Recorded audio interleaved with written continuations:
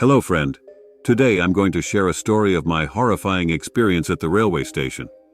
So me and my friends decided to visit my village last month. We left out in a train to village. Our journey became real long, and about midnight our train stopped at a spot. We went out to look around like other people from the train. That place was truly abandoned and desolate. While we were still out looking around, we saw a tree.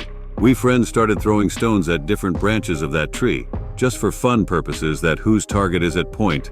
Meanwhile, I started hearing my name being called out from some far-off place. I told my friends and they just brushed it off by saying that I am being paranoid, and it must be the air. I went back to my compartment as I began to get a little afraid. Once I was alone in my compartment while my friends out, I again started hearing the voice calling my name. I recited some verses and those sounds stopped.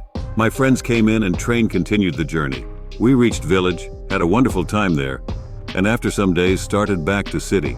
We booked our seats and were waiting for our train on the train station. It was late night, so some of my friends were sleeping and others went out to have tea. I was alone sitting on a bench when suddenly a woman appeared from nowhere. She was carrying a bag. She came to me and asked that if she was allowed to sit there. I gave her permission to do so. She started a conversation by saying that she didn't have money to buy a ticket because she lost her money because of theft. She asked me to either buy her a ticket or take her with me in my compartment. I gave a thought to it and decided to buy her a ticket, as keeping a lady with me and my friends was an inconvenient idea. I went to buy her a ticket and didn't discuss it with my friends. When the train was about to start, I saw that woman sitting right in front door of our compartment. I asked her why she is here, but not there in her own seat and compartment I booked for her. She told me that there is some issue regarding seats there, and also she felt that it would be more safe with me. So I decided to took her in our compartment by telling my friends what really was the issue.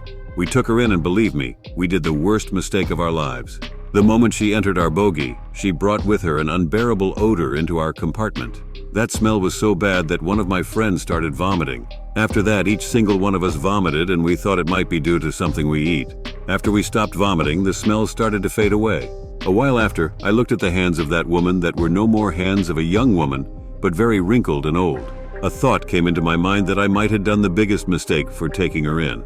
Suddenly, while I was still thinking, light of our compartment went out after a very loud and distressing scream. We became so afraid that we ran toward the door of our compartment and somehow managed to get out in train's corridor. But we were stuck with nowhere to go as the train was moving. We ran toward the other compartment door and banged it, but nobody responded. Then we saw that woman, who now seemed to be 200-old lady, walking past us. We thought she had gone and we ran into the compartment and locked our door, only to find her sitting on our berth. She told us that all our running and banging is a fail because no one is going to rescue us and that she was going to kill us. We passed our journey in so much fear and lost senses. When our train stopped way back home on exact spot it stopped while going to village, we opened the door and ran for our life with she being running after us. We ran and reached that tree we threw stones back then. We crossed the tree and found out that scary woman was unable to cross the tree. We got an idea. We took branches of that tree with us and used them to beat that woman away. She miraculously started running away from us due to branches. We reached in our compartment and the train left with she being left behind. We gave a sigh of relief and thanked God that our lives got saved. By reaching our town, we decided to distribute those branches among us in case something ever happened. One of our friend didn't took it seriously, so he refused to had any branch. After some days, we heard he died. Meanwhile, strange things started to happen with me. Like I started seeing shadows on the walls, my hair being pulled out at nights while I am sleeping, or my nails are being pulled out of my fingers. Strange things are happening. That woman comes in my dream and say that I am only safe until those branches I am holding. I figured it out, that tree was her home and we demolished it by throwing stones. She loved that house so much that she can't kill or harm those who are holding that pieces of her home. I do not know how to escape this completely.